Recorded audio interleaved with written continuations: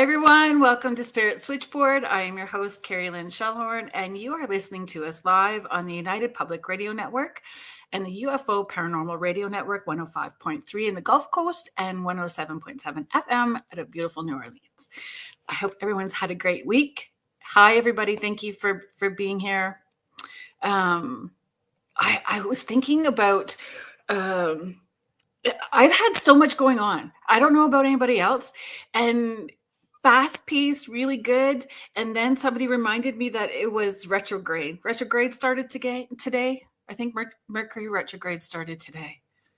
I don't know. I don't necessarily buy into that things have to fall apart because I've not necessarily had that. I've had some amazing, beautiful things happen all week, like pinch me kind of wonderful things all week.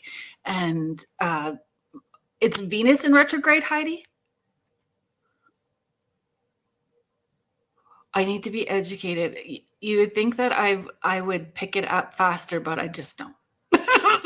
I love Joni so much, and I love when Joni from my friend Joni Templeton Skinner has been on the show a number of times, and she's a brilliant astrologist, and she is a great teacher. I'm just slow at the draw. Hi, Contessa.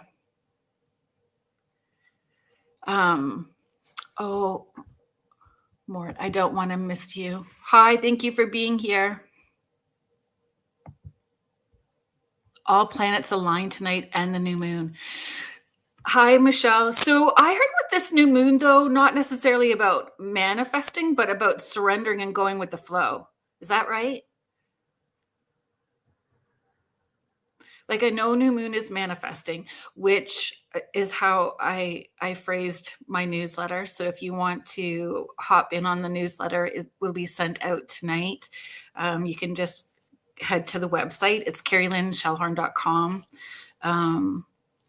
Intuitive tips are in there. The upcoming guests for the month. So all the guests and their links, where to find them and what they've got going on are there, and the events. And there's lots of fun stuff. Like this year has just been, I'm honestly pinching myself. There's so many great things that are coming up that I can't wait to share. So there's a little tidbits in that.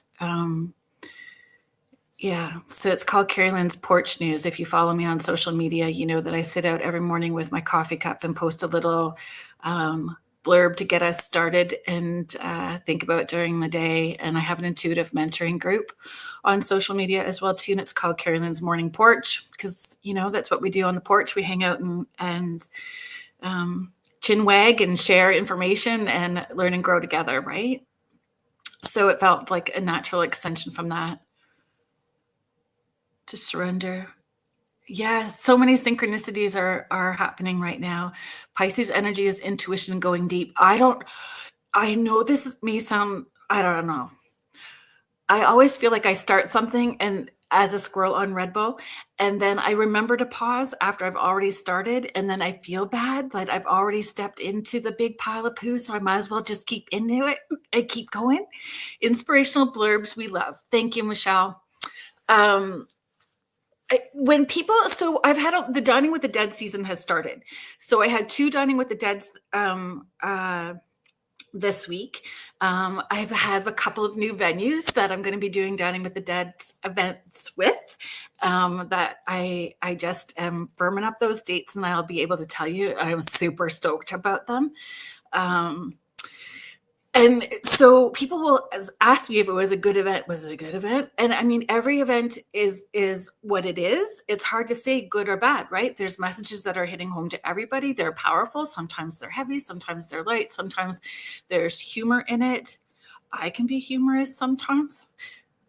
Toot. Not always, but sometimes.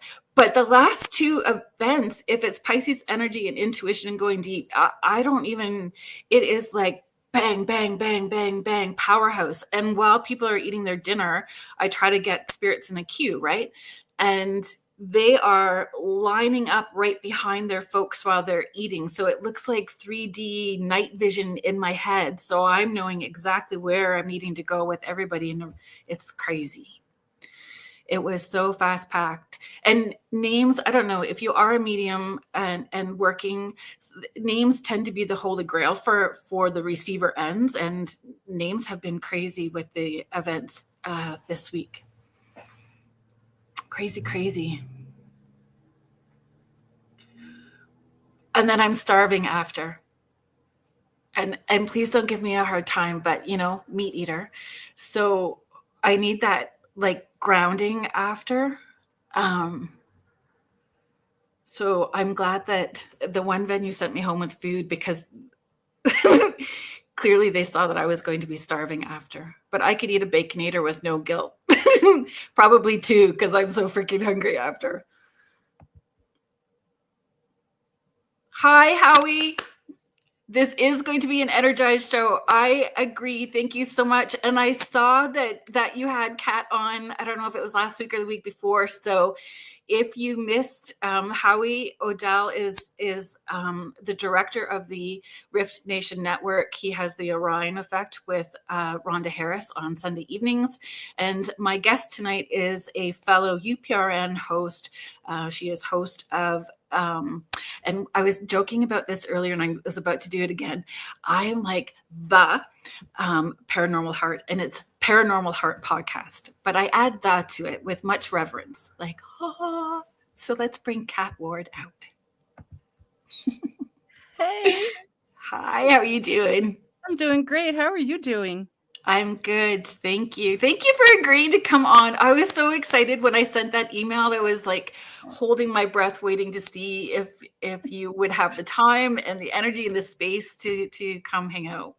I was super excited. I even messaged Michelle and said, oh my God, I got in it, because it's only been the past year and a half or so that I've been actually on the other side of the mic doing shows.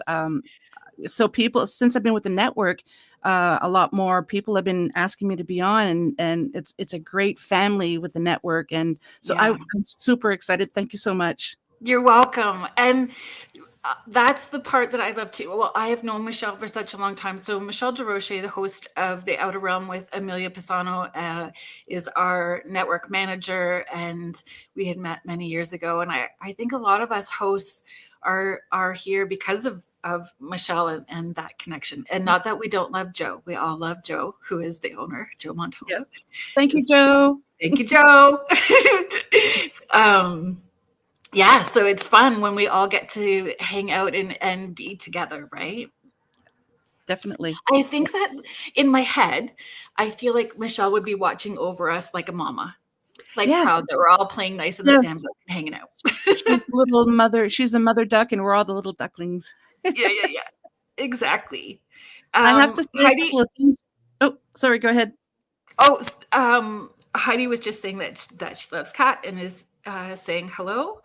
And I first saw Kat when she had Michelle on. Oh, that's great. Thank you for sharing that, Heidi. Bigfoot Banter. Hello, Richie B.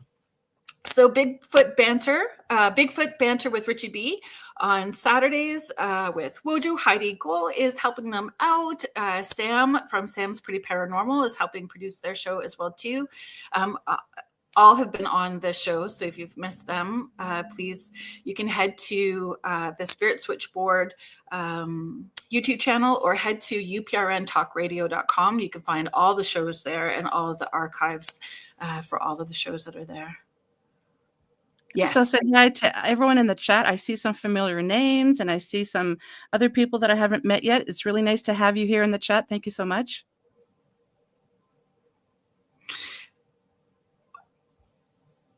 For those, I didn't even list off all the hats that you wear or all the things that you do. So would you mind taking, just a few minutes and introducing yourself to Sure. all of our guests?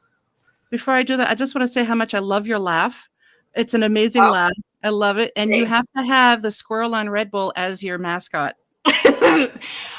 Yes. Maybe I need to talk to Richie about who made his logo, so they can do a squirrel on Red Bull for me.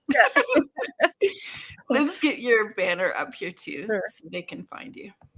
So I'm originally from New Brunswick. It's on the east coast of Canada, a little province there. Born and raised, moved to Ontario, started out as a paranormal investigator, and I started noticing that our clients, a lot of them had kind of like a PTSD effect from the paranormal experiences that they were having. And because you'd have families that were split because somebody was having paranormal experiences and the other wasn't, and they didn't believe them, and the person having the experiences thought they were going crazy, and so they stopped Right. talking about it. It's not good to keep that inside too. So we would go in and we'd investigate and then tell them what we found, and then there was so much relief afterwards knowing that the person wasn't crazy, and then the spouse, significant other, would look at them as if to say, I didn't know, like, I'm sorry, I didn't believe you. So Right. it was nice. So then I started doing a podcast because I wanted to have a safe space so people could talk about their experiences, knowing that they're not alone. There's other people across the world having the same experiences. So I Right. started doing that. I don't investigate as much anymore. And I'm also narrating a book series right now. So Yeah, it's, voice actor. yeah, well, I have one book released already, working on book 2. The book is written by J.B. Coates, and it's the Obsidian Guardian novels. So book 1 is out. I'm working on book 2. So Yeah, yeah, it's a lot of amazing. fun. Yeah. And I find voice matters, like the sound and the tone, and we resonate with certain voices, right? Yeah. When I was talking about Dining with the Deads earlier, the Dining with the Dead, there was a woman that I had met 20 years ago at this event, and I didn't know she was going to be there. And as I was going up the steps, she was behind me and she said my name, and I got welled up. I didn't even see her, but I knew who she was because I remembered her voice. Oh, And it wow. impacted me in such a way. Yeah. So even with like audiobooks, people are drawn to those voices. Yeah, and my first book, it took me 8 months to do because I'd never done it before. I had a mentor who'd been doing audiobooks for years, and he would send me video tutorials, and every day we'd have a Skype conversation because I didn't know what I was doing. There was lots of tears. Mm. I'd say I can't do this, but JB is a friend of mine as well. She's also a paranormal investigator, and we'd discuss it, and I'd just talk about it with my husband, and like, yes, you can do it. And now I know what I'm doing, but you don't realize things like breath control. Like Mm. and I do my own editing as well. I don't just send it Wow. off to someone. I was learning all that at the same time, and it was really challenging. But Yeah. I learned to do it. But breath control, you don't think it's really a thing until you actually have to read. I'm halfway through a sentence, and all of a sudden I'm going, which I have to edit out, Right. and make it seem seamless. Right. But yeah, just little things like that, or some pronunciations. There was this one, because I speak French as well. There was this one word in the book. Um, uh, it's armoire. I still can't say it in English. It sounds like I'm going marrow. And I would send that to JB. I was like, I can't say this word. So she Yeah. says, just say it in French, armoire. Yeah, not a problem. So it just sounds like I'm meowing in English, but I can say it in French. But Oh, that's fun. You make it sexy. oh, thank you. You just add the French in and make it sexy. Yeah. I have to tell you though, oh my God, I am not a prude, but JB's books, so many times I would text her and say, sister, you need to go to church because there's sex scenes in there. I had to tell my parents and my in-laws, don't buy the audiobook because there's sex scenes in there that if I know that you're listening to, I'm embarrassed already. I was just like, oh my God, it's just the things that she writes in there. And That's the test of breath control. yeah. So what I do is Yeah. I finish a chapter and I send it to her so she can listen to it, because sometimes she'll say, oh, you said he instead of she, go and fix it up, but she's like, Right. she's like, Kat, sometimes I blushed during the sex scenes knowing that I wrote that and you're reading it. It's just like, and I'm like, yeah, but you wrote it. So So fun. I just gonna come up to some of these. Richie, thank you very much about the laugh and getting me connected for the logo. I appreciate that. Victoria, Astrolight Paranormal, Thank you very much for being here. Hi, Lois. Sam's pretty paranormal. I got you shared out today, Sam. Sam just dropped her Sam After Dark latest video on YouTube. So please head to Sam's Pretty Normal and check that out. She does amazing videos, and she's helping produce Bigfoot Banter with Richie B and Wojo. Lois Clark, thank you for being here. Heidi is laughing, saying how I say rear view mirror. And Lois is just saying hi. Nice to meet you, Kat. Nice to meet you as well.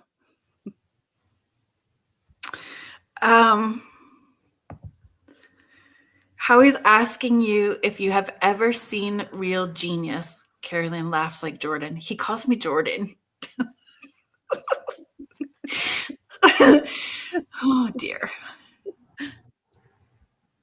There has to be a backstory to that. I apparently I'm Jordan from that. I laugh like Jordan. And I have Jordan moments, which is the squirrel on Red Bull moments. Sam, you're more than welcome.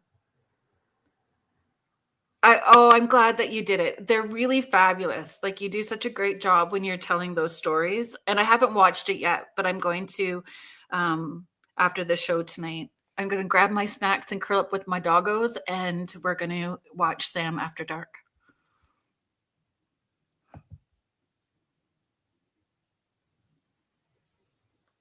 Okay.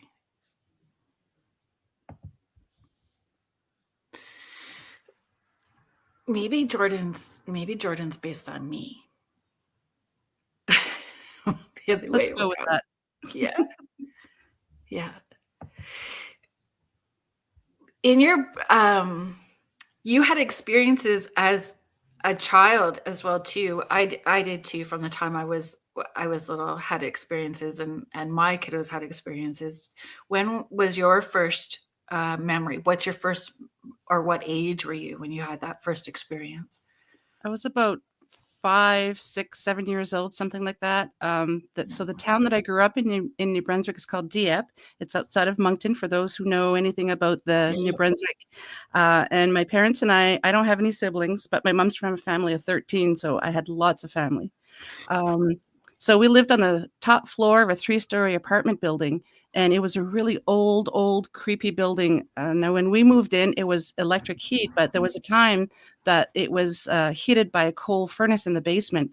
It was a really, really old building. No elevators. You have to go up the stairs. It was, as a kid bringing up the groceries, it wasn't an issue. Now I'd probably be complaining. And my poor dad, before he bought an artificial tree, he used to have to lug up a real tree up all those flights of stairs. But so I had my first paranormal experience was with the Hat Man. So my bedroom and my parents' bedrooms were at opposite ends of the apartment building, and huge, because each floor was just one apartment. So there were really big rooms. So my room was huge. I had a walk-in closet, and my dad even still says that about the night terrors that I used to have while living in that apartment building. Wow. I would scream, the man in my closet, the man in my closet. So they come running, and but he never took notice of me. It's almost like he was on a mission, just doing his rounds in my room. He's got a question that we're going to ask after. Yeah. Okay, sure. So it was just terrifying. I'd have my blankets up, just below my eyes, because I was terrified. I didn't want to breathe or move because I was afraid that he would see me. But he was the 4-foot one. He wasn't the tall one that everyone talks about now. And a little funny story, though. My father tried to, because he didn't really believe in the paranormal back then. My mom did, because she used to be able to communicate with her grandfather without even being in the same building. That was my question after. Yeah. So my dad took me in the walk-in closet one day and said, "See, kiddo, there's nothing here at night that's not here during the daytime," thinking, this is going to be great. No, me being me, I looked at him and said, "You mean he's here in the daytime too?" And he's just like, "Oh." Yeah. So I was afraid of my room, daytime or nighttime, for the longest time. Fast forward many, many years, I was listening to a podcast called Paratruth Radio, and their guest was talking about the Hat Man. Now, I never spoke about the Hat Man, but I never forgot about him. Always wondering who he was, why he's there, where did he come from, those kind of questions. And to know that somebody else had experienced this, but it was a tall one. So I messaged the show afterwards. And Justin, I've become good friends with both Justin and Eric now. And Justin sent me a link. He says, you have to watch this video on YouTube. I'm like, okay. So, because I told him the one that I saw was a short one. And it was this man who used to see the short hat man as a child as well. And he did a reenactment. So he dimmed the lights and he had a model and it had the bolero hat, no facial features or anything like that. And for a few seconds, that childhood terror came back because it was identical to what I used to see. And that's when I started realizing, holy crap, people are seeing these too. I'm not the only one. So to me, that's another fascinating aspect of the paranormal because people are having the same experiences. So I would love to go back to that apartment building, but it was demolished several years ago. But I still have dreams of that location. And yeah, it's just so weird. Where do you think spirits go once a building is demolished? Do you have a thought or a theory? That's a good question. I've never been asked that before. Geez, I'd like to think that they're still there and kind of like floating around because I do know some areas. So I live in a military community, as you know, and some of the PMQs, which is the military housing, some of the buildings had been demolished and we found out later on that these people were having paranormal experiences, but now other places next to it, like in the same vicinity, are starting to have them too. So I think it just kind of floats around. I have always felt that they seek out the next bright light and glob on. That makes sense. Yep. Yeah, Rob, Hey, Rob. Yes. Rob Gutro, medium, author, paranormal investigator. Good question. I've learned what happens to them. Would you like comment and share? Because I would love to hear. And you said, was it Eric and Justin? Eric and Justin, yeah.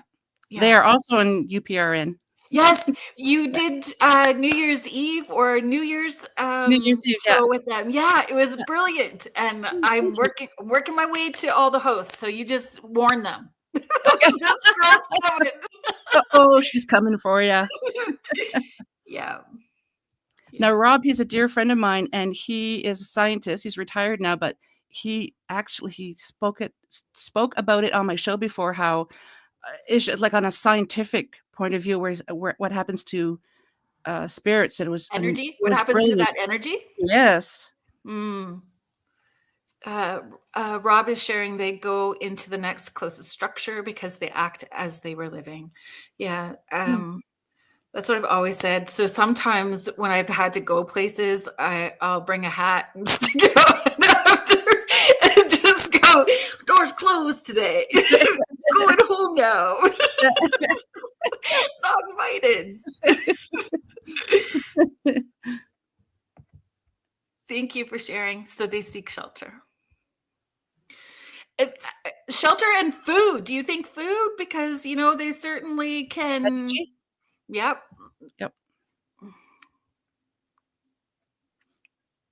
Yeah, I totally have had that where I've had to, I don't claim to clear because I think I don't want to say that we can completely clear because we don't know what a family is going to do after what they bring in because other things there's lots of variables to all of that. But I have gone in to help cross spirits over tunnels, the hospital on the property before the houses were built, like lots of reasons why. But I agree with that. Rob is sharing that's how new homes can become haunted. I appreciate you being here and chiming in. Thank you, Rob. Yeah, I've worked at a location where it was haunted. I don't want to mention where it was because I don't have their permission. But it's a business and there was nothing that was built there before. It was just trees and it's haunted. And people would say, how? There was nothing here before. And it's like, yeah, but what happened on the land before it was built? I mean, Yeah. there could have been something horrific that happened and the spirits are still there, or they come over, from other locations that are close by. Or And just people. layered. Yes. Layered. The people that work there, the furniture that's been brought, Yep. like there's just all kinds of different potential reasons, right? Yep. And you could have 5 mediums in the same place picking up on all the different layers to it. Yes. Yep. That's So, interesting. I want to come up to Howie's question. He had asked earlier, his question for tonight, Kat, have you ever had a paranormal or spiritual experience or weirdness involving owls? About an owl, involving an owl. No, I Owl. have not, but I absolutely adore owls. There's just something about them. Like, I have a few tattoos. Generally, they're pretty much ancient Egyptian, but I want to get an owl one. But no, I absolutely love owls, though. That's funny that you mentioned that. No, it's not funny. It's really not. Okay, what's going on with that? There is a theory to it, and I know exactly where he's going with it, and I know I can hear him snickering in the background. Yeah. Because he knew that you were going to say that. So there is a connection with owls and aliens. I didn't know that. Oh, we'll chat. First time hearing that. Wow. We will have a chat. We will Definitely. we will have a chat about that. Maybe we'll need to do a whole other show with us owl folks. Yeah. I take it you like owls too? Yes. And definitely have some new understanding. I knew you were laughing. I knew how it was laughing. Yeah, there's a connection to owls and aliens, UFOs, experiencers, remembering, not remembering, having memories or odd things with owls or memories attached to owls that could be an illusion, like a memory that's put in place there, and connections through, and which I learned through Joe when Joe was on the show too, like through the moms, and a lot of moms that have that love of owls and collect owl things, because that connection with aliens runs generationally because they monitor that family structure, and most of us are intuitive. Yep. That's interesting. I need to delve into this to find out more. Be ready. I did a lot of emotional eating last summer while I was deep diving. Thanks so much, Mr. Odell. I'm going to be going down the rabbit hole now. Yes, you will. I may not be remembering correctly. I think it's called The Messengers. How am I correct? Mike Connell, The Messengers. Folks in the chat. I'm pretty sure that's what it is. That would be your first start. Yes. Okay. Thank you. Yes. Thank you. That's where I would start. Okay. Cool. I've always had a fascination with ancient Egypt ever since I was like 7. Me too. And owls. I don't know why. Me too. Wow. Mm-hmm.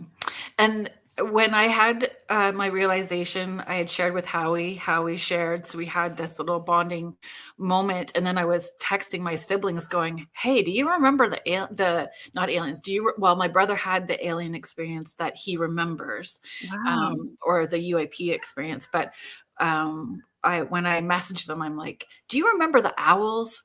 And my mom didn't, but my siblings did, and we had a very weird experience with 3. Wow. Mm-hmm. And it's 3. You and 2 siblings, or you and 3 siblings? 2. So the magic number 3. Yes. I was born at 3:33. Magic number 3. Oh, wow. You're welcome, Howie.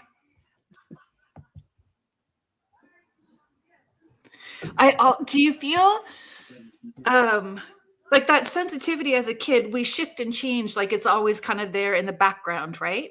Oh, can you hold on that thought just for a sec? Sorry. Yeah. I can't. I'll let you come in. Okay. Sorry. Someone needs to enter the room to grab something. Of course. It's all good. It is all good. Sam is sharing with us as well too. I love Egyptian stuff. Fun fact, I got asked if I was Egyptian in 6th grade. No way. How cool is that? Yeah, some past life stuff happening there. I said no, native yes, Egyptian nada. Maybe in a past life. I had the opportunity to go see the King Tut exhibit in Toronto when it was here years ago. And I met Dr. Zaya Hawass, who gave a talk. Who gave a talk afterwards. And a friend of mine was that came with us because my husband was on tour then.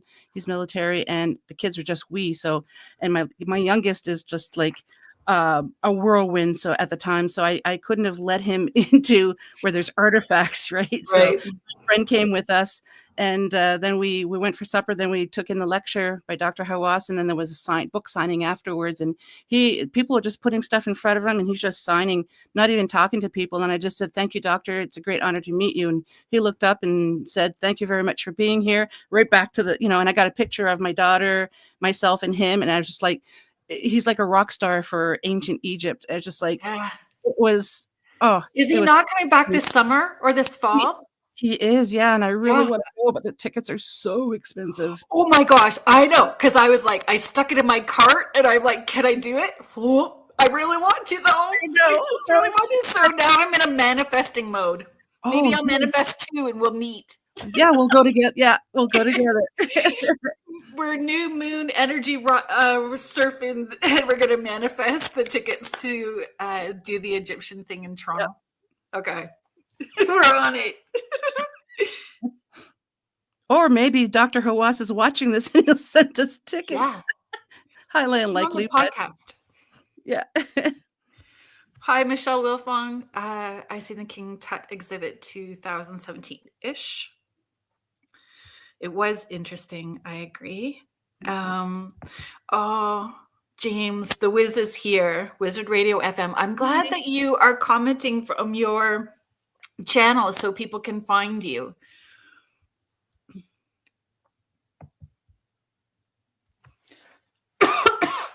We just went down the rabbit hole, right? So yeah. we kind of went sideways. Okay, so where I was going was, when we're energetically sensitive as kids and we're having those experiences, we know that we need to fit in. So we kind of dull our light down and we shove it where it needs to go in order to be normal-ish, whatever that means in school. Did it stay hidden very well for you, or did it stay and surface? Because moving into having children really kicked it into gear for me, and then doing paranormal investigations. At that time, I was doing this full time at that point. But how was that journey for you? Kind of up and down. There was other instances when I was little, and my parents and I used to just go for drives in the summertime. We used to go to Nova Scotia, and we went to this place called Fort Louisbourg. It was built in the 1800s, and we were in this one building. It was getting ready to be closing time, and we had a tour guide with us, and it was just the four of us, my parents, myself, and the tour guide. They were renovating the building that we were in, and as the tour guide's telling my parents about the building and all that, I could hear footsteps down the hall, and I'm looking and starting to walk away. And the tour guide said, "Where are you going?" I said, "I hear footsteps down the hall." And she says, "Oh, it's probably our ghost hoping to deter me." No, I'm like, "Ghost?" Yes. I'm not even 10 yet. I was just like so fascinated. And and they're like, no, you can't go down there. It's dangerous. It's under construction, But I was fascinated. She says, "Yeah, 'cause there's nobody else in the building except for the four of us. All the construction workers are gone. So yeah, you probably heard footsteps," because it was like a booted footsteps. Yeah. And I was fascinated. So just little things like that would happen throughout my life, and it would come and go. And I find now, as I'm older, they say that when you do paranormal investigations that it ramps up, but for me, I found it slowed down a bit. Interesting. I don't have the same, like my kids are sensitive as well. My son doesn't want to have anything to do with it. He's more religious background. My daughter and I are more spiritual. And, I was born French Roman Catholic. So for me to be spiritual, that was it could be a little tough. But it's just, I'm glad my kids got it. It's so funny because I had a place where I was working out of had that community, their Catholic community complained that I was there. Wow. In protest, which was shocking to me, right? In the day and age that we were in. They were in definitely in fear mode. But where I live, I've been asked by the Catholic high school committee to donate sessions for fundraisers. Oh, wow. I really do think, and like large, very different religious backgrounds that have sessions, right? So I tend to be that secret for a lot of people, but there's belief in those things in those religions, like even with Catholic. And I don't know, churches are beautiful, and the rituals with many religions are beautiful as well too. So I've actually had family members tell me and my kids that we're going to go to hell because we don't go to church. And they're like, we want to see you on the other side. And, you should not be investigating the paranormal. And then I tell them, look, I know archbishops and sisters who do this as well. Yeah. And then they're like, what? I'm like, yes, they're friends of mine. Like, they've been on my show. And they're like, oh. So it's like, stop talking. Yeah. Yeah. Jill Jackson was on last week. She was my guest last week, and she was raised Baptist. Oh. That's what I said. Yeah.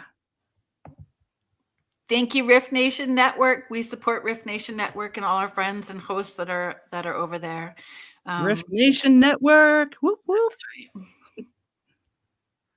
And you guys, so Riff Nation has a lot of new things happening this week as well too. There's new shows, new hosts, and they have a lot of stuff that is quite exciting. So please make sure that you subscribe to their network and follow along.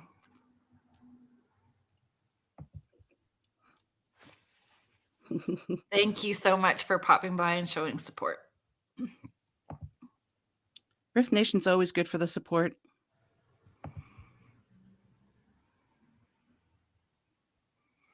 Sam is sharing, I know that feeling too. Oh man, I know that feeling too. I'm Christian faith, but I feel like God gives gifts for positive work. Exactly. So I think that I've shared it. I don't know where I've shared this story, but I know that I've shared it at some point. Probably a live event somewhere. So yeah, I had a date with this guy who we could banter really well. And so we were texting back and forth. And when we connected in person, the only reason why we connected in person was so that he could tell me I was doing the devil's work, because he was like super religious. So all of that stuff was just to meet in person to let me know. Like he said, I don't think that you are consciously aware that you're doing the devil's work, but you're going to hell. Oh dear. Yeah. Wow. Yeah. Thanks for letting me know. I hope you're praying for me, is what I said. Oh, I like that. I like that response. Yeah, I hope you're praying for me. The banter was good, and I appreciate it. That was fun. So crazy. Yes, agreed, Contessa. She's just sharing it's crazy because Catholics have exorcism priests, and it comes from the Vatican. Yep.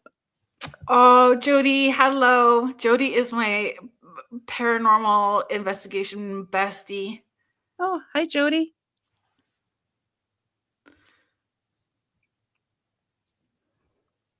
So many people in the chat. I love this.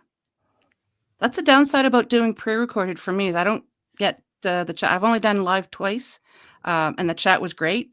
But because I do pre-records, I don't get the conversations with listeners, and I Oh, but actually like they're listening to the show because they yes. all know you and love you and support Aw, you. So thank you. recorded or not, maybe that's is part of why they're all showing up so that they get that opportunity when they can, right? To have that Yeah, live interaction with you. So I'm glad that we can make it work today. me too. Once I retire, I plan on doing more lives, but not yet. Can you talk about, because I didn't know about this group. Could you talk about the paranormal group that you investigated with? Oh, yeah, it's called Canadian Supernatural Research Society. It's a mouthful. It's out of the Ottawa Valley here. The founder is Katie Turner. We first started out with 7 or 9 people, and then it just kind of dwindled over the years. The first time I met Katie was our first posting here to the Ottawa Valley, and a friend of mine knew I was into the paranormal and said she saw on Facebook a lady's looking to start a team, and I know you're into that. So I'm like, yeah, sure. So we were having they were having a meet and greet at one of the Tim Hortons here, one of the coffee shops, and I told my husband, I said, yeah, I'm going to go meet this group. And he says, what if they're a bunch of wingnuts? I'm like, well, then I'll say thank you for the coffee. Nice meeting you. See you later, As long as they're the right kind of wingnuts. Yes, yes. So after there for a couple of hours, I decided I lovingly call them wingnuts, but I love them, and I joined the team and didn't really know what I was doing, but you learn, and I've been with them ever since. And there's April that's on the team as well, and oh my God, I'm so sorry, ladies, I'm forgetting everyone's names. Liz, and then there's a new lady, and I can't remember her name. I haven't met her yet. Just seems whenever they get a chance to go on investigations, I have to work. And yeah, so it's so difficult because I work evening shifts, and it's just difficult. So I haven't met that lady yet, but I hope to eventually. But yeah, it's no, hard with schedules. it is, yeah. Mhm. Great bunch of ladies. Everybody works well together. I mean, everybody has their own abilities, and it's so funny because April, she'll take hundreds of pictures. She just goes off on her own and just takes pictures. And there was this one investigation that we did. It was a friend of one of the team members. So we went to this person's house, and April doing what she does. She's taking a whole bunch of pictures, and then she stands behind me and the client and just goes, boo. I thought that client was going to jump out of her skin. Like she was terrified. And everybody started laughing afterwards. Then she goes, I have to go outside for a smoke. It's just like she was all, and April's like, I'm so sorry. I didn't realize that you were going to react that way. But she was so on edge, and she was part of the investigation as well, right? So she was a little on edge, but she laughed about it after. But oh, jeepers. You never know where she's going to show up. Did you have preconceived ideas or thoughts about what investigations were going to look like? And what did you learn from the reality of what an investigation turned out to be? I kind of did because my husband and I used to watch every Friday night, Most Haunted over in the UK. Loved those shows, but I always knew it wasn't, hey, Mart. Oh, yeah, that's right. So I knew it wasn't exactly like on TV because it is for entertainment. They do have a business. And it used to irritate me when they'd say, did you see that? And I'm like, no, the camera was on your face, not on what you wanted us to see. It's like, so frustrating. So I had a little bit of knowledge what it was, but absolutely loved doing it. Who goes into a dark building looking for ghosts? It's crazy. Yeah, right. What part? And it's definitely that adrenaline rush that's to it. But what aspect are you most pulled to? Because is there an aspect of it you're most pulled to? Because I can sense things, and when I have validation from the equipment of what I'm sensing, is just amazing. The very first investigation we did was this older gentleman. He was 94 at the time. And there was the main bedroom and then the spare bedroom. So Katie and I were in the main bedroom and everybody else was in the other bedroom doing their thing. And asked the usual questions. If you're here, knock on the wall. And we heard knocks. And I'm thinking, okay, well, maybe it was the team messing with us. So we asked again, could you knock? Well, it came from the other end of the bedroom compared to where the team was. And it's like, okay, they knocked. And then we asked for a specific number of knocks and we get it. Katie and I were just giddy like kids in a candy shop. We're so excited. I mean, to have something like that happen is just amazing. And a lot of people are like, I don't know how you can do that. It's so terrifying. I'm like, no, we're trying to communicate, see what's on the other side. And when you get a response, whether it's a knock or something on an Ovilus or EMF detector or whatever, it's just amazing and so exciting. And if it's residential, a lot of times they are so relieved that somebody is actually engaging with them. Mm-hmm. So that we can help and do whatever is necessary. Could you talk about, was it mostly residential or how you would approach residential investigations? Yeah, it was mainly residentials. We did some businesses, but it's mainly residential. There was this one location that we did. They were so sure it was something evil in their house. It was their house that they were renting. They got pushed down the stairs. Their little girl, I don't know if she was 2 or 3. She was just little. She would get knocked over. Something was playing with her toys. So we went in and did the investigation. And then after a while, I asked the people, because you started getting a sense of what energy is there, what kind of spirit is there. And I asked them, I said, when you get pushed down the stairs, where on your body do you feel that? Like, are they coming up to your back and pushing you? Like, where? And they said their legs. And I'm like, I said, kind of like a dog brushing up against you when you're going up and down the stairs. And they're just like, come to think of it, yeah. Come to find out that April is also our historian, so she would do some research. She found out that that house had a fire, I don't remember how many years prior, and a woman and her dog had passed away in the home. The dog seemed to still be there and was playing with the little girl and playing with her balls and her toys. So they were just like, so it's nothing evil? It's like, no, it's nothing evil. You have a dog.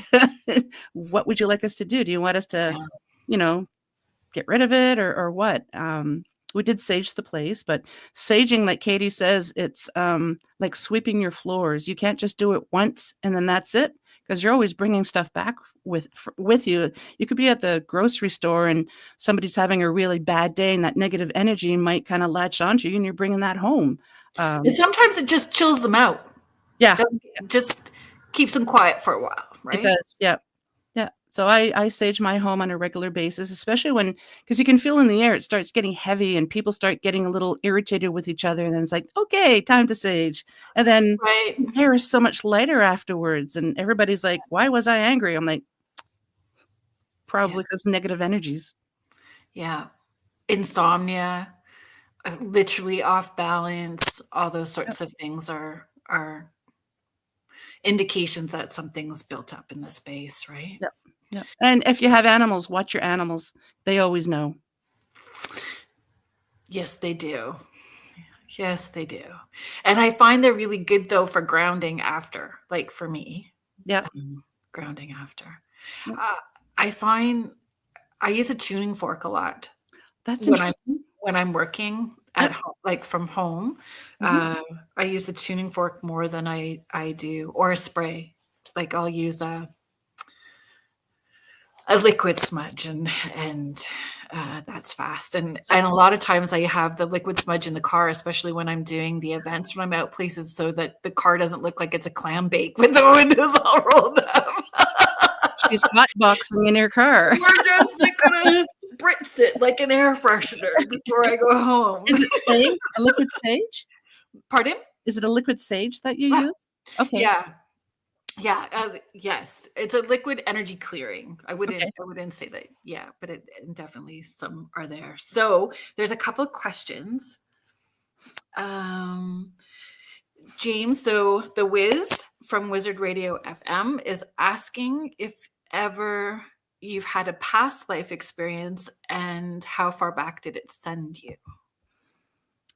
I think I did when I was in my late teens. I was living with my parents and I was getting ready to go out. So I'm sitting at my dresser, putting my makeup on, doing my hair and everything.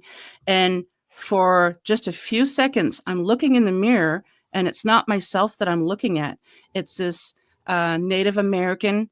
He had the long hair. He was wearing the deer skins, but he was at the side of a lake, and he was just getting a drink. And then he sees me in the water. I see him in the mirror, and we're looking at each other. So I don't know if that was myself looking at myself from the past, or if that was just something that all of a sudden we saw each other in the water and the mirror. So I still Like don't know what scrying. that, yeah. So I don't know what the heck that was, but it like he's I'm looking at him like that, and he's looking through the water. Then he's going like this because he sees me too, and we're all just like looking at each other. But it only lasted maybe 10 seconds, and then I've never had that experience again. And it's just like, how do I recreate it? What was I doing? What was I thinking? Like, it was amazing. But yeah, it sounds beautiful and Yeah, comforting. Not yeah. It was not scary at all. Just surprised. All of a sudden, I'm not seeing myself. I'm seeing this other person. And it's like, what is yeah. going on? People when they ask about past life stuff, past life, I don't dig around past life stuff, and I know that I've shared this before. It scares me, so I just assume Really? that I have been all genders, good, bad, tall, short, heavy, thin, Mhm. nasty, and good. Like I just assume I've been all of it, right? And then Yeah. pay attention where the patterns show up. Mhm. But I don't go digging. I firmly believe I was an Egyptian in a past life because I have this connection to ancient Egypt. And when I did see the mummies at the King Tut exhibit, I was like, my nose is almost on the plexiglass looking at the mummies and all the other artifacts. I was so fascinated. It Yeah. was, and I felt like I was home, which was really weird. Interesting, right? And I think our soul, our spirit recognizes when we are in places that we've been before. Like Mhm. that soul remembrance, I think that we resonate with the frequency, and it triggers, because there's definitely places that I've been where that has happened for me. Rob, I do see your question. There's just one before you that I'm going to get to first, and then I'm going to come to you. Contessa Martins is asking, have spirits ever told you what it's like on the other side, and with any description? Not for me, no. When we do the investigations, we get very limited responses. Maybe the other team members had been told what it was like on the other side, but actually, I think there was one time they said it was dark. That's all we got. But no, I haven't really. It's just, I don't know if it's because there's too many people doing the investigations and the message isn't coming clearly on the devices, but not really, no. Hmm. Not for lack of asking. I've always felt that sometimes it's best to ask if we have permission to ask those questions. Maybe they don't want to ask those questions or to answer those questions, or we don't have permission to know. I think that some Yeah. stuff is left for us to be able to experience after we die. Yep. That there's pieces that are always going to be a mystery for that reason. Yep. We have had, I just lost my train of thought. What the heck was I going to ask? My train derailed. It'll come back. Oh, yeah. So when we do investigations, we're always respectful. We don't antagonize, because you don't want to anger something that you really can't see. Like it's not wise. So we always introduce ourselves. Hi, my name's Kat. We're here to speak with you if you want to. So we always ask permission, like in the beginning. So. Mm-hmm. Yeah, I still, because even asking in the beginning, I think with investigations, different. Oh, is that your Paranormal Heart mug? Mm-hmm. Turn around so everyone can see. Listen to me be all bossy. So this is an older one. I just released some newer ones. If anyone's interested, just look at my social media. Yeah. It's awesome because you've got all the different Thanks. colors too. Yeah. I love the mug. So my friend Richard actually sent this to me. He got it made for me with like the spirit I switchboard love mug. your mug. Yeah, I saw And that. so That's amazing. when I teach the connecting with your guides, I always call it Who's Your Bob. So he put it on the back. If at first you don't succeed, try doing what Bob told you to do the first time. That's awesome. Yeah. And you're right, James. Thank you very much for reminding me that we're just going to pause for a quick second so we can do the station ID. So if you are just joining us, thank you very much for being here. If you are new here, I appreciate you dropping by and spending time with us to check out Spirit Switchboard. So you are listening to Spirit Switchboard. I am your host, Carrie Lynn Shellhorn, and you are listening to us live on the United Public Radio Network and the UFO Paranormal Radio Network, 105.3 in the Gulf Coast and 107.7 FM out of New Orleans. And if you are interested in any of the shows, because the range of topics and shows is quite broad, so please head to uprntalkradio.com to see all the different amazing hosts and shows, and archives are all there. So today's guest is fellow UPRN host Kat Ward of Paranormal Heart Podcast. I just messed that all up because I was going to do the. So my Canadian friends, I was joking with Kat before the show. I said, do you say I'm going to Shoppers, which is the drugstore here, the pharmacy? Yeah. Or do you say I'm going to the Shoppers? Because my family, we all say the Shoppers. We're going to the Shoppers. It's just like some people say I'm going to the Costco instead of Costco. And it's like, yeah. And I have been saying the Paranormal Heart Podcast all week. It's okay. It's okay. Okay. So I want to run up. Okay, hang on. Sam. So Sam is sharing, I used to think that I was a Native girl in a past life, but I figured out there was actually maybe me connecting to a girl ancestor in my family. Haven't dove into that more, but would love to. I think that's a brilliant, because they're probably waiting for you to do that. Mm-hmm. How are you saying yes, yes, yes to the Egyptian connection? Every year I did like my speech. You know how you have to do those speeches in school? The orals. Yeah. About Egypt.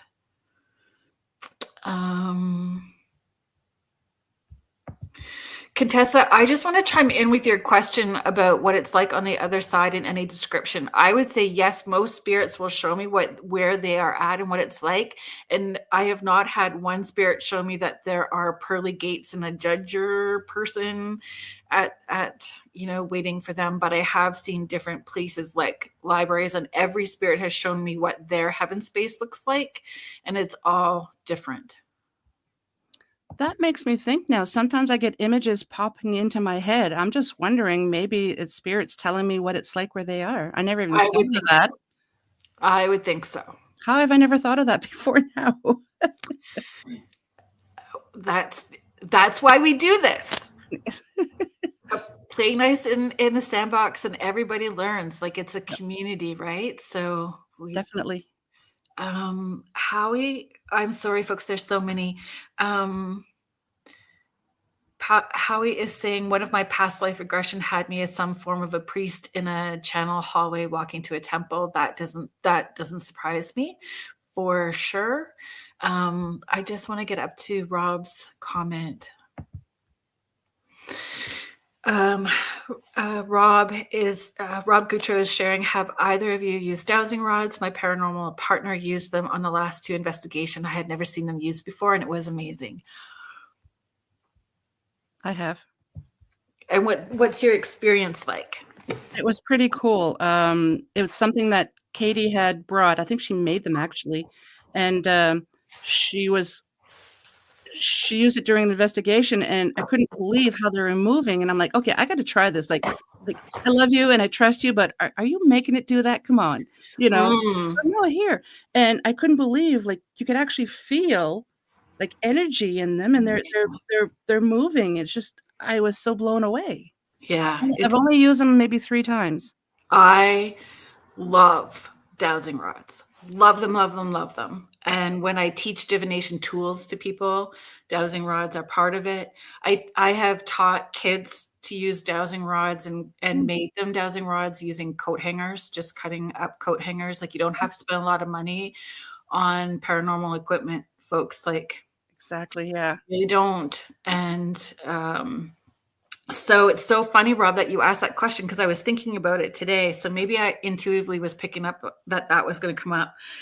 So I got these new ones, these new dowsing rods. I love my dowsing rods. So these new ones light up with LED lights. That's cool. The little kid in me, just like, it's always the Star Wars sound. I'm like, I've just opened up my lightsaber. I'll show you really quick. I had ordered them last summer and they didn't come, and I was really frustrated, but I had an opportunity to hang out with the Snipe team here in Canada, and Todd had his with him. So then I ordered them, and it's the best thing I've ever done. And I use my dowsing rods for everything because, I'm perimenopausal and all of that fun stuff, and I'll use them to find my glasses and my keys. Check those out. Watch, folks. I kind of wish they did the lightsaber sound effects. Right? So what was fun about these, because I did a live with them, was when I asked them, I should have made one. I was going to center for a second about breath control, right? But you can teach people about energy. So when I use them to teach kids, I make them shoot that positive vibe out and then separate from each other. And they'll go clear across like a huge room and can make them cross by sending love out, right? And when you teach them to pull their energy back into their center, then the rods will go back out like that. So when they're lit up like that, you can do like yeses and nos, right? Using this color for yes and this color for no. And it's just it's fun. And so we're doing an investigation, Jody and myself and our friend Tina, soon. And I can't wait to use them, because we do a lot of investigations at Pioneer cemeteries at nighttime. And I thought that would be perfect, right? Yeah. But I'm glad that you had a positive experience with the dowsing rods, and I learned too that my great grandfather, who was intuitive and used to read tea leaves and stuff, he used to witch spells for people. Yeah, one of my mother's, was it grandmother or grandfather? I think it was grandmother, used to use the dowsing rods too. Yeah, it's wonderful. Yeah. And I mean, when you purchase them, you get that copper tube that's outside of the rod. So there's just no way. I think what happens for people is they hold their breath so tight that they're affecting it. So there really is the breath control. It affects everything. The breath control affects your intuition and your ability to receive and all of that. It's all about breath. Getting back to the energy thing there, I have a lot of people that have said something about, really, you can sense the energies. Come on now. And I tell them, have you ever been close to an electric fence? And they're like, yeah. So what happens when you get closer? Well, you feel and then they stop. It's like, because I realize, okay, I'll be quiet now. I'm just like, yeah, there you go. Yeah. And even frequencies, right? Like, how can you hear something? And I'm like, dogs hear the whistle. Yep. It's a frequency. We're just dialed different.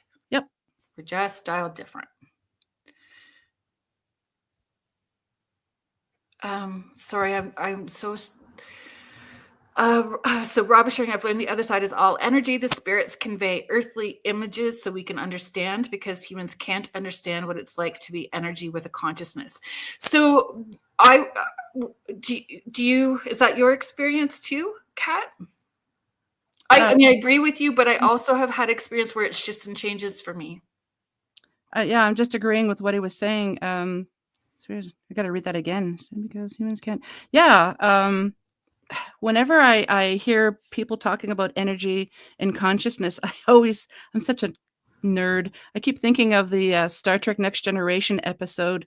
Do do you know which one I'm going to talk about? Where Yeah, it's okay, keep going. yeah, where his people are after him and he doesn't know what's going on, and all of a sudden, poof, he just turns into energy. Yes. He evolved. So I think of that often. Yeah. And there was Jordan. You're all welcome.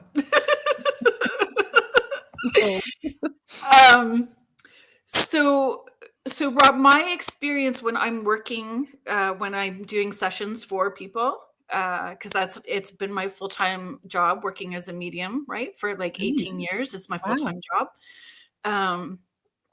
So I find the first maybe 1 or 2 times that I have a client and their people are coming through, the first time for sure, the first session, my body feels like it's physically shifting and changing. Like I'm 6'2" and I got a tooth missing and I can feel where their cancer started. So there's that.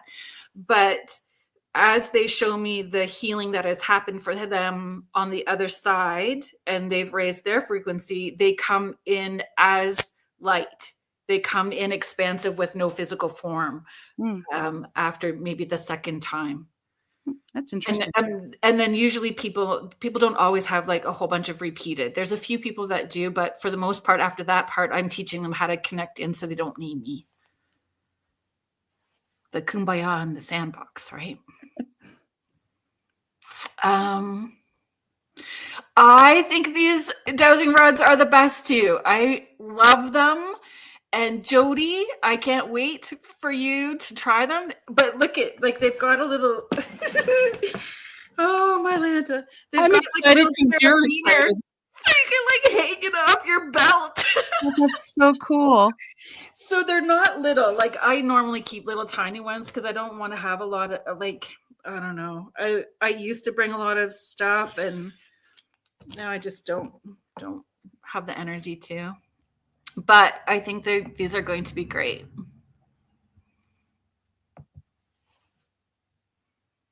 And great when you're filming at nighttime too, right? Like So Rob is sharing, yes, that's why living dogs and cats can hear and see earthbound ghosts and spirits. They hear at frequencies that ghost spirits speak at, and we use digital recorders to pick them up. And they also pick up on infrasound, like when a storm is approaching, and Rob can probably, because that was his field before, when the storm is arriving, there's the infrasound that's ahead of the wind, and all that. So a lot of times when animals, especially dogs, if they're really uncomfortable because there's a storm coming, even before we know it's coming, it's because that's what they're sensing. And infrasound can have a really nasty effect on any living creature's body. Yes. And so then that's, Sam, I'm not, if you're still in the chat, maybe you can chime in, because I know that Wojo and Richie have talked about infrasound during Sasquatch investigations and being hit with that and feeling very sick with it. So getting that blast beforehand, like the "don't come here, we don't want you around," to knock them out, right?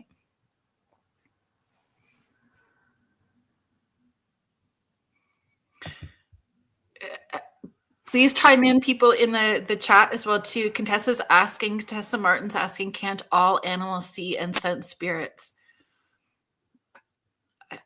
I don't, I don't know. I think it's, again, different frequencies. I mean, all my pets have, but sometimes Nora will, who is my Chihuahua pug, she will stand near the kitchen door with her hackles up and growling at something, and Bruce just stays sleeping like he don't care.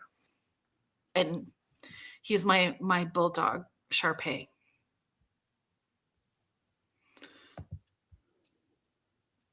Yeah. Yeah, horses definitely do. Jody is sharing. I know Richie got blasted not that long ago with the infrasound.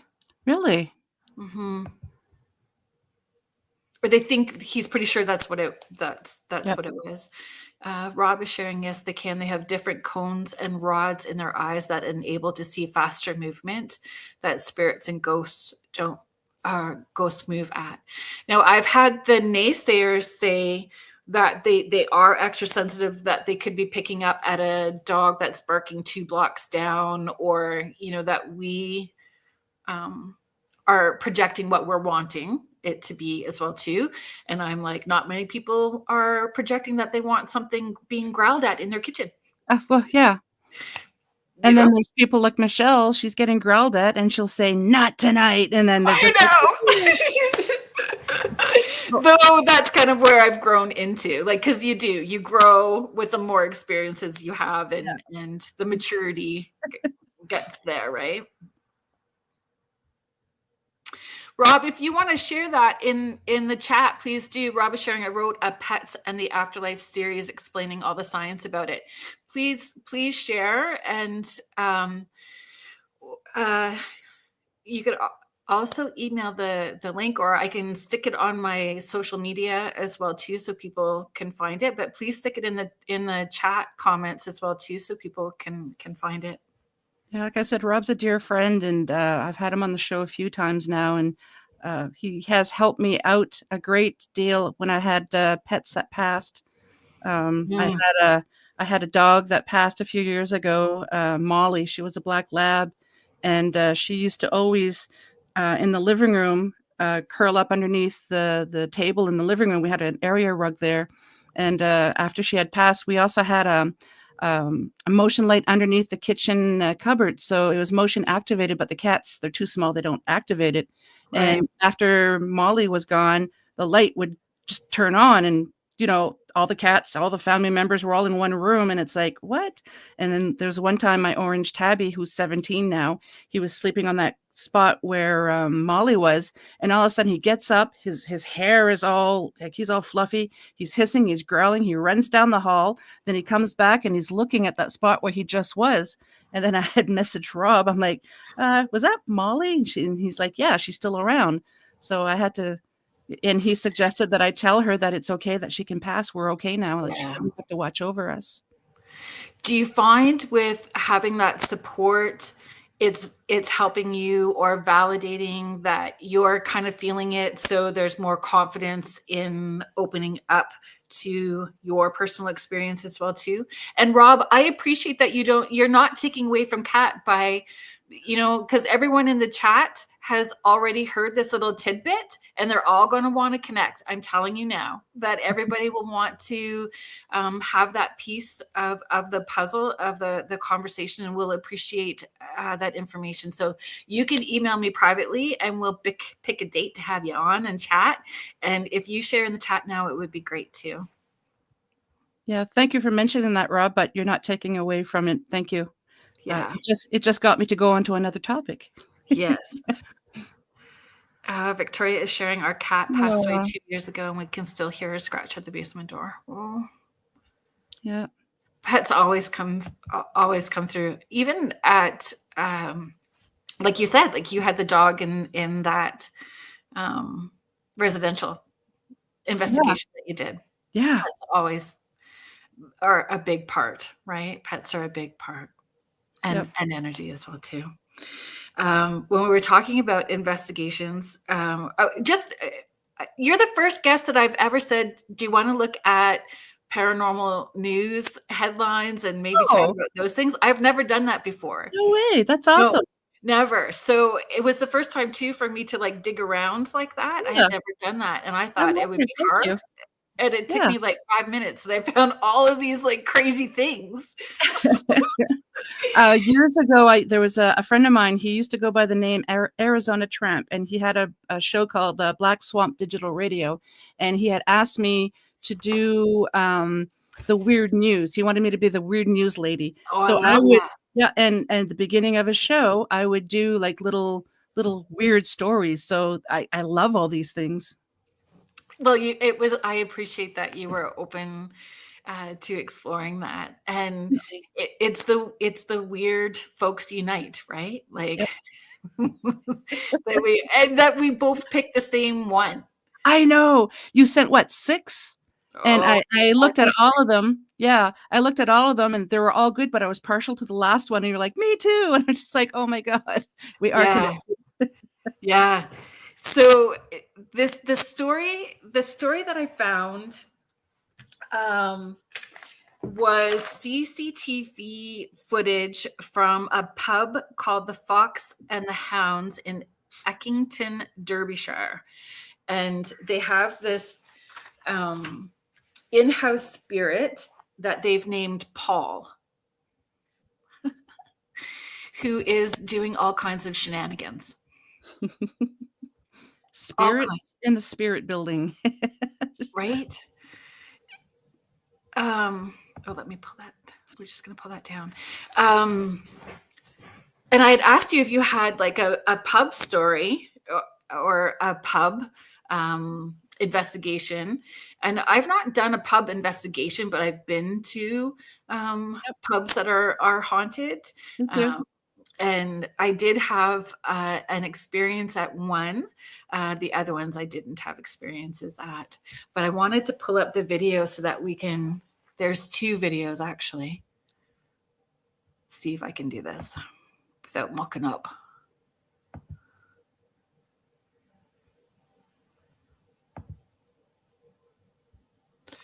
While you're doing that, there was this amazing pub when we were living in Alberta. I think it was called the Honey Pot. First time I went in, I looked at, and it looked like an old English, like British style pub. It was dark. It just had that decoration. And we sat down. I looked at my husband. I'm like, this place is haunted. And then we would just go there every once in a while and started finding out that, yeah, it was. And I really wanted to go and investigate there, but I never had the opportunity. I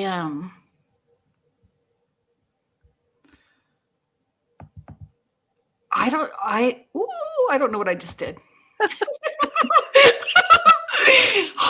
Okay, we're good. I adore you. You're so funny. Just gotta keep it real. I just get so panicky about that that I was gonna do something wrong. Oh, there it is. Just to breathe. Breath work. Okay, folks. So this is the one that was part of the article, I believe.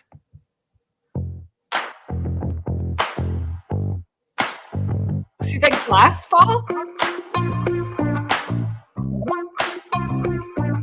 Watch behind her head. I think I'll take my chance. Wow. That's so cool. So if we naysay it, we don't know if there's a train, if they're like behind a train track, if there's like, if they're on a hill with big transports that, on a bumpy road. What else could it be? Bathroom on the other side with angry. Yeah. If there's stairs, maybe people are going up and down the stairs and maybe that photo that fell, maybe the pin or the nail, whatever that was on, wasn't out very much. And there's so many, like, we weren't there, but that looks really cool. Or my house, like it's like my house, because if it's in England, depending on how old it is too, or just even like, because I'm a former military wife, so PMQs with plaster walls. Oh yeah. You can't hang anything in that stuff. Like, no. But the one with the glass, so there's a place that I do spirits and sweets out of.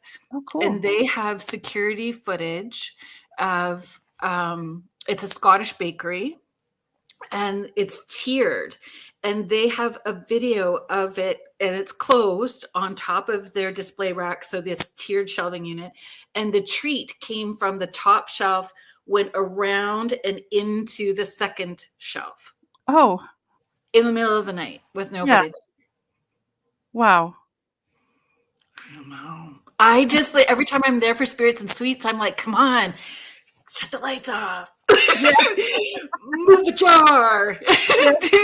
do something, right? I mean, the messages come through really fast, but we've not had anything. So I think that they're excited or just quiet when we're there, but they're video footage at nighttime. So there was a second one. Let's see if we can make it happen. Do you find when you do your investigations too that one person could be holding one piece of equipment and get nothing, but then somebody else grabs it and it just won't stop? Yeah. Yeah. I find we all have our own. Jody, if you're still in the chat, you can chime in too. Like Jody seems to really do well with EVPs. Like they seem to, if it's how she asks the question, again, if it's the frequency and tone of voice, really hits with all of that, right? So Could be how she's feeling too, the energy that she's projecting. yeah, something. It for sure.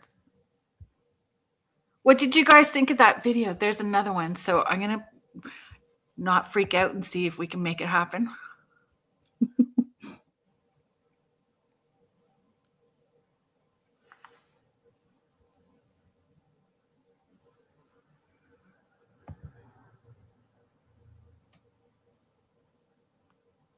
I didn't even look at these videos. I just read the little thing. So this is awesome. So I went on to their TikTok, which is the Fox_Hounds 22. I'll have to check that out. And you can, yeah, love the EVPs. So Jody seems to really do well.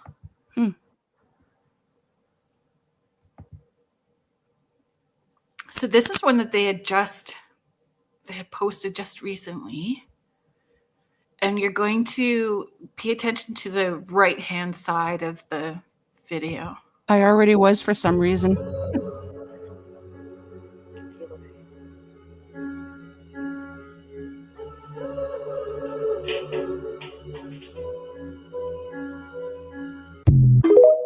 Middle of the night, nobody there. Or I think it was like 6 o'clock in the morning when you read the little thing. It was at 6 a.m. Can you play that again? Yeah. Please.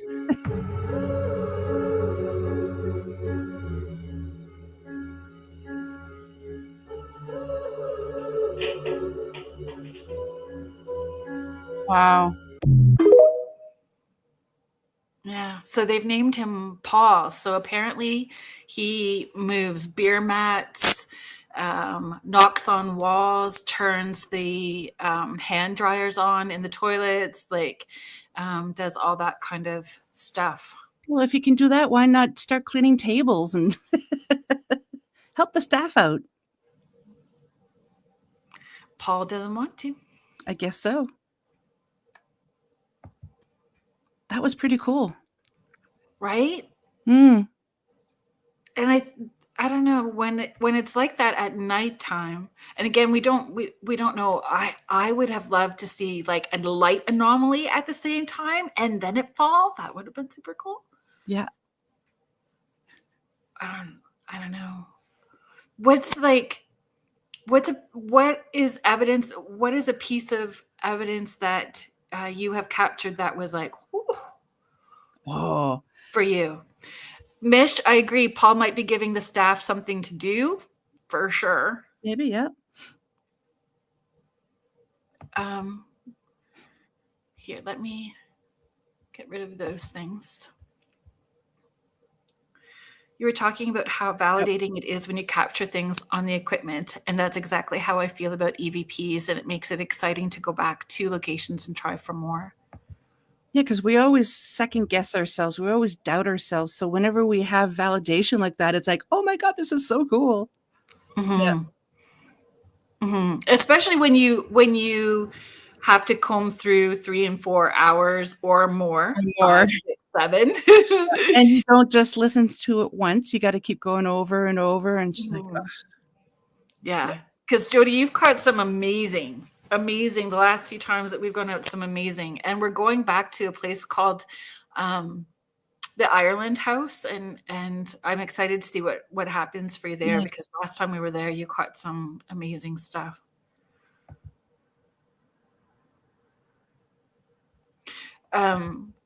Sorry, Victoria, I'm sorry that I missed that when we were talking about each person having their own things that they're pulled to, and equipment and part of investigations that we're drawn to.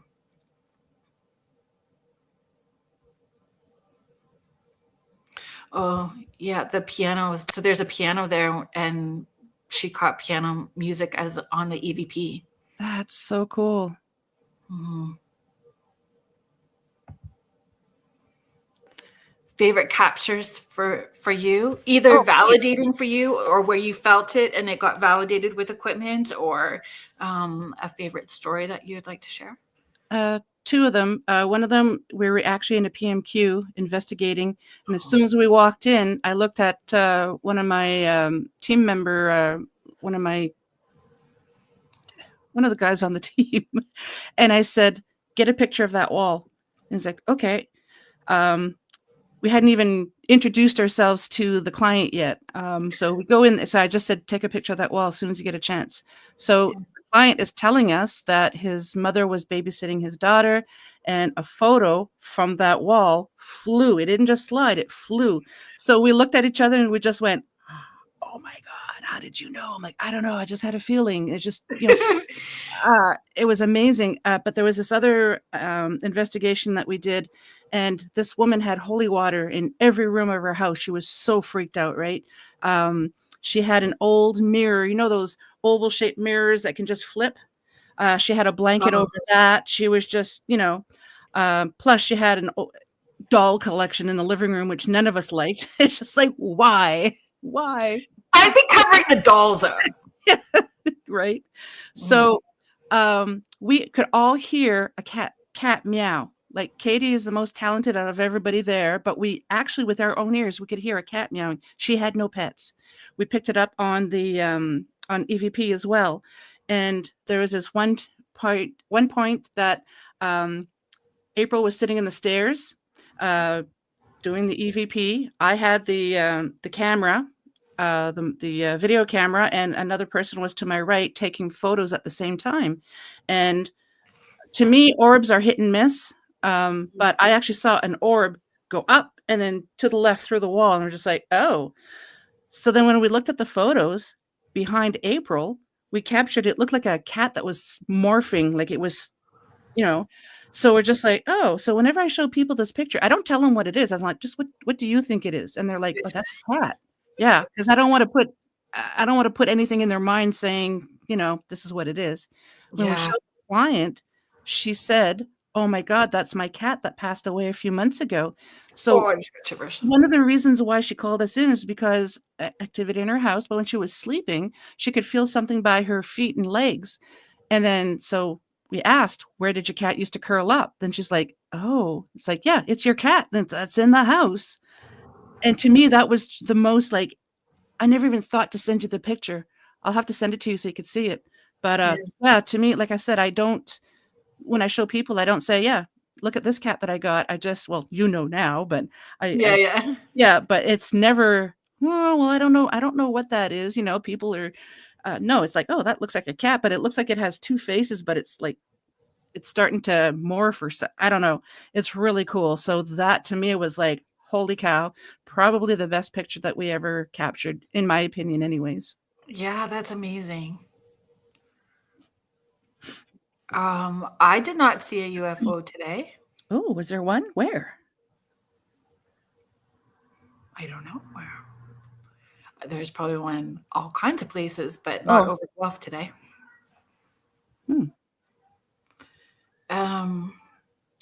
Victoria is sharing. So Astrolight Paranormal is sharing. Have you ever caught an EVP in a different language? We captured an EVP in an Indigenous language at a private commercial location. That's amazing. We had an event. It was a public investigation at the museum several years ago. This is before I joined the team. That 99 people showed up for the public investigation. You paid $20, and the team did not even anticipate that many people, so they had to split us up in 4 groups, which was amazing. So one of the ladies that was there, I know she's German, so they kept asking for EVPs, and I'm like, "Petra, ask something in German. She had been here for so many years. She had her heart, like she still has a thick German accent, but she was trying to go through her head saying, what am I going to say in German? Just put her on the spot, right? And then she had asked a question in German finally, and then there was a response, but I don't recall if it was in English or German. That part I don't remember, but I'm like, Petra, you got to ask a question in German. And it's just so cool. Like sometimes I'll, because I speak French, and if we don't get too many replies or responses, I'll just say a question in French. So perfect. Yeah, so knowing more languages I find is really beneficial. Victoria, were you able to figure out what language it was, like, and what it meant? Was anybody able to help you with that? Because that would be curious. And the question leading up to that answer, or, that response. I have to tell you something funny too. During that public investigation, so I went with a coworker of mine and her husband, and we were in this old schoolhouse. So it's a museum, but you have like an old schoolhouse, you have an old church, that just various buildings that they brought up onto the property. And we're in the schoolhouse, and everybody had a chance to ask a question while we're in the school, and they were holding various pieces of equipment just going down the line. So when my friend's husband got a chance to ask a question, and I now ask this question on investigations, everybody's like, what's your favorite food? Do you know you're dead? The usual questions that everybody's asking. Oh, not him. He's like, do you like pie? Nobody could make eye contact because we're all standing there like this because we don't want to laugh. So when we're done the investigation, I get in the vehicle because my friends picked me up.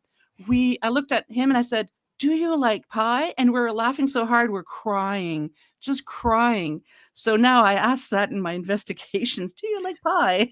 Yeah, I think it's brilliant. Asking those kind of questions are brilliant, especially like if it's heritage, like where they were focusing on making like homemade pies or any of those sorts of things. Like if we're talking about trying to meet them where they're at, or in like treating it like we're in their space, I think it's so important.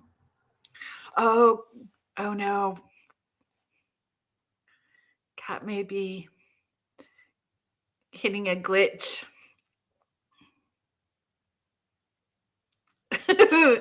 Mish. I'm going to say it just because it's funny. Yes. Yes.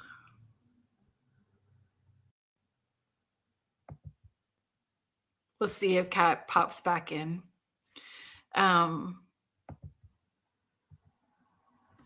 It appears to be Algonquin Iroquois mix. Snipe is helping us with it. Oh, that's so good. Yeah, the Snipe guys are fabulous.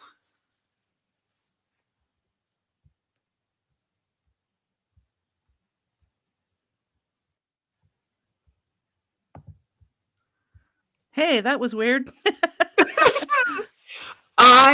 Can you hear me now? I can hear you. Oh, you look frozen.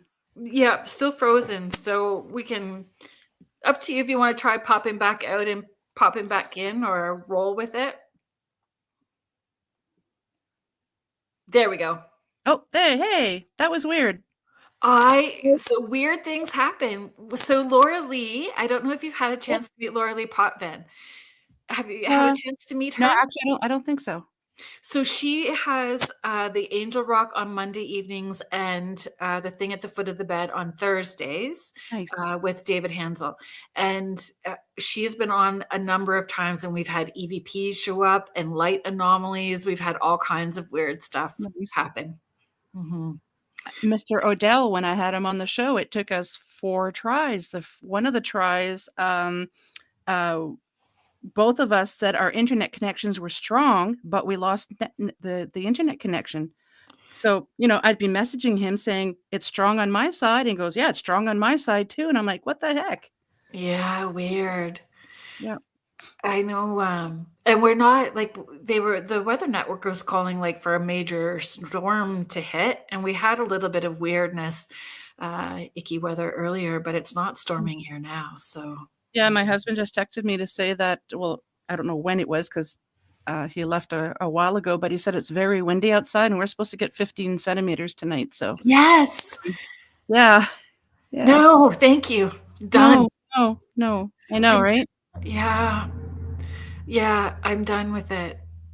I'm at that point of the winter, Yeah, and really.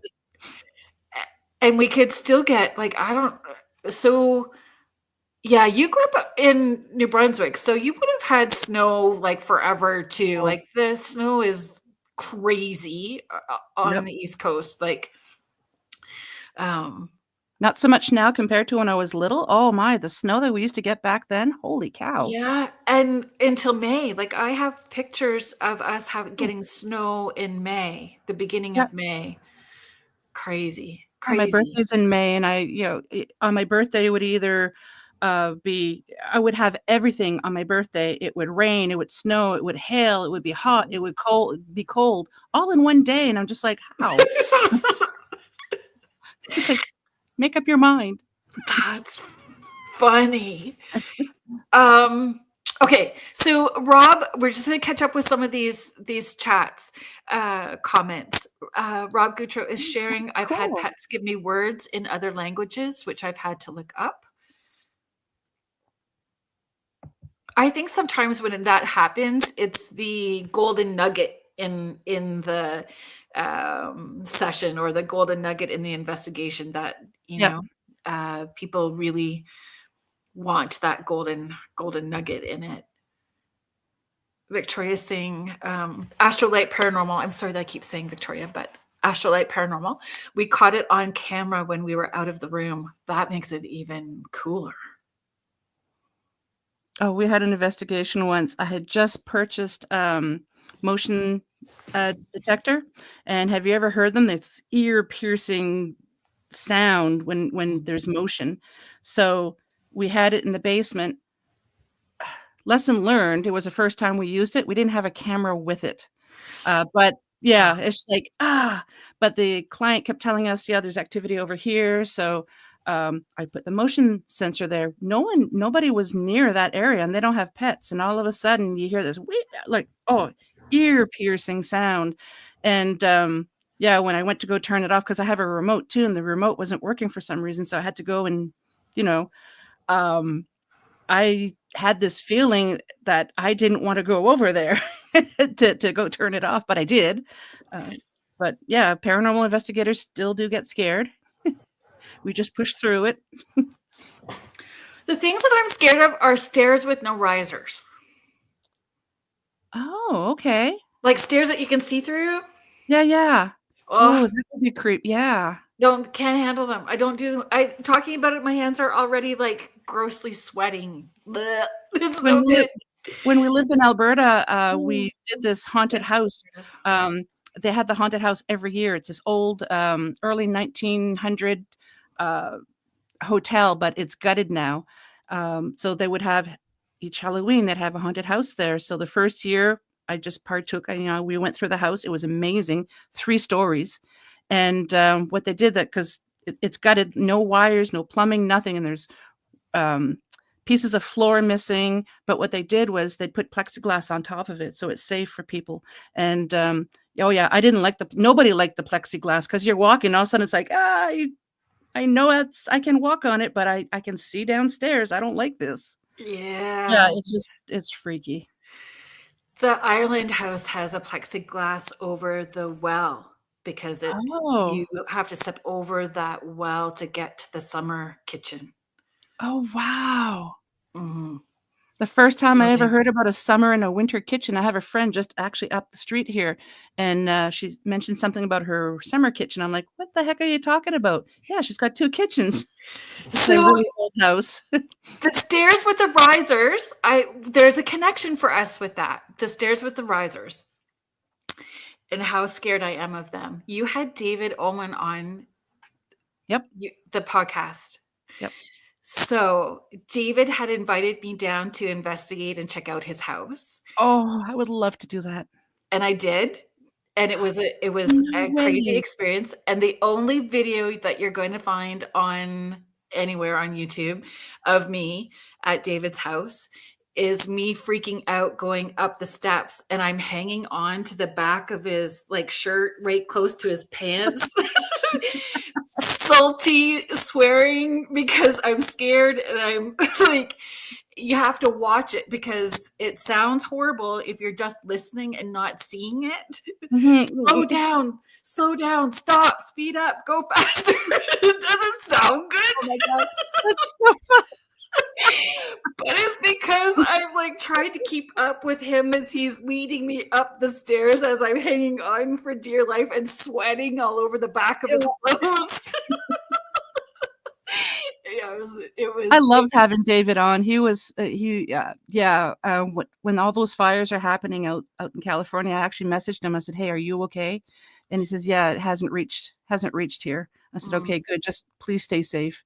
But yeah, he had said if ever I wanted to go out, and He's I hope very someday I gracious. can. He's is. very gracious in opening up his door and allowing I people to know. experience. And I had a fabulous experience. And there's crazy stuff from as soon as you step in on every floor, and it's layered. There's so many. It's not what it's most known for. There's more Mhm. to it than that. Yep. Wow. Way more to it than that. Yeah, I hope I get a chance to go out sometime because I want to meet him in person too. But yeah, that would be an amazing place to go to.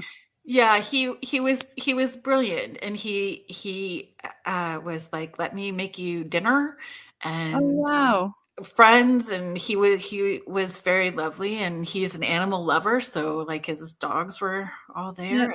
And I absolutely loved when I was interviewing him, and all of a sudden he looks up, he goes, "I know, I'm getting to it."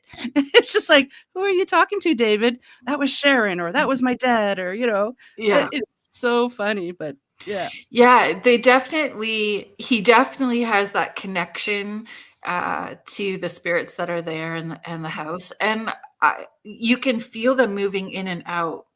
And I'm pretty sure. So like even a compass doesn't move correctly when you're at one Oh, spot in wow. his steps. So Interesting. yeah, it's interesting. Huh. Do you have a place? So besides the Oman house, other places that are a bucket list place that you would like to see or check out? I would just like to go, I don't know why, I just wanna go to Romania and just Oh, check out, like, I've always said that if ever I came into a large sum of money, that I would get all my paranormal friends and paranormal podcasters, guests. I would get on a jet because apparently you can rent, the Dracula castle. Now, I don't think that was actually his castle, but they call it Dracula's castle, but you can actually rent it. And I would love to be able to rent it for, like, a week, and we could just sit, talk paranormal, do little investigations throughout the castle, see what we find. That is my dream to do that. so you need to have. You froze up again. Oh, Oh, no. Oh, there you go. Okay, okay. did you get all that, or? Yeah, I did get all that. And Okay. Adriana Fierstro, she's got Negotiating Happiness with UPRN. Mhm. And the show that Michelle had last night, she had Melissa McLennan and Adriana Fierstro, and they all went because Adriana is from Romania. Oh. And so they went to the haunted forest, they did Dracula's castle, and Forest, yeah. that might be a great podcast for you to start picking some brains and making some travel plans, because Adriana would love that. Oh my god, yeah. Oh, yeah, Yeah. like I said, I would just get, like, a private jet, and we'd all go. Yeah, that's brilliant.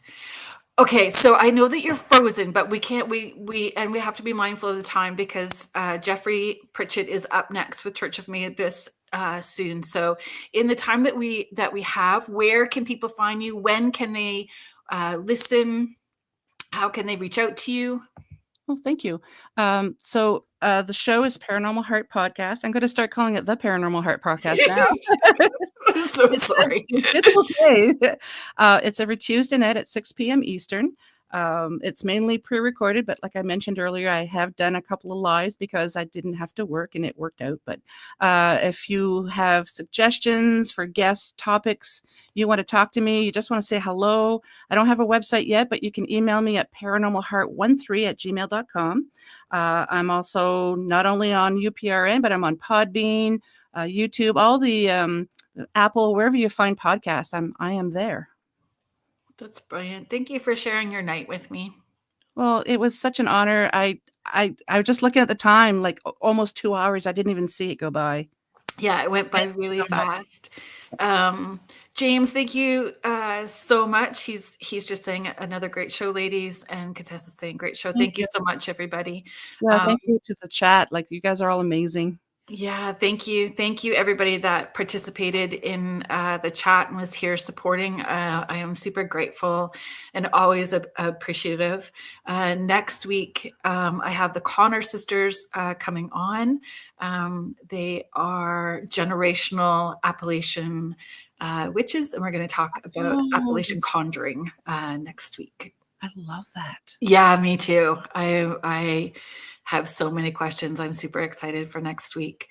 So thank you so much also to the United Public Radio Network and the UFO Paranormal Radio Network, 105.3 in the Gulf Coast and 107.7 FM out of New Orleans. Please stay listening. Jeffrey Pritchett is up next with the Church of Mavis. And I hope everyone has a great week, and we'll see you back here next week. Much love, everybody. Good night.